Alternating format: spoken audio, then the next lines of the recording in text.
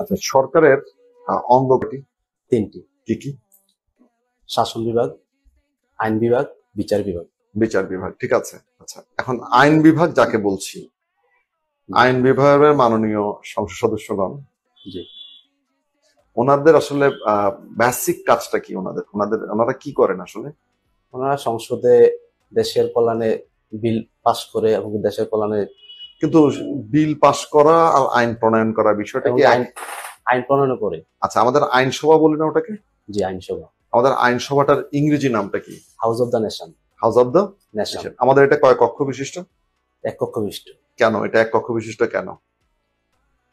এক কক্ষ বিশিষ্ট বলতে স্যার আমাদের যে সাংবিধানিক যে রুলস ওইটা তো এক কক্ষ বিশিষ্ট। মানে কি, এটা কি বোঝাতে চাচ্ছেন আপনি? এক কেন্দ্রিক শাসন ব্যবস্থা। মানে এক কেন্দ্রিক শাসন ব্যবস্থা মানে কি? মানে এটা কেমন? ভারতের সাথে আমাদের শাসন ব্যবস্থার একটু তুলনামূলক পার্থক্য করেন তো? অবশ্যই পার্থক্য আছে। জি বলেন, ওটা কি?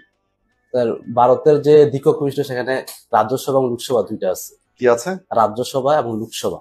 আর লোকসভা, রাজ্যসভা এবং লোকসভা। জি। আচ্ছা, ওটা কি রাজ্যসভা? এবং আমেরিকাতে কি ওরকম আছে? America sir federal system government.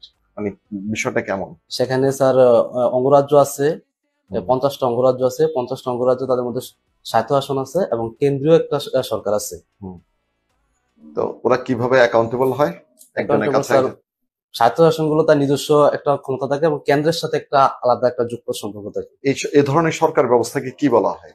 এটা হলো স্যার যুক্তরাষ্ট্রীয় সরকার পদ্ধতি। আচ্ছা, ভেরি গুড।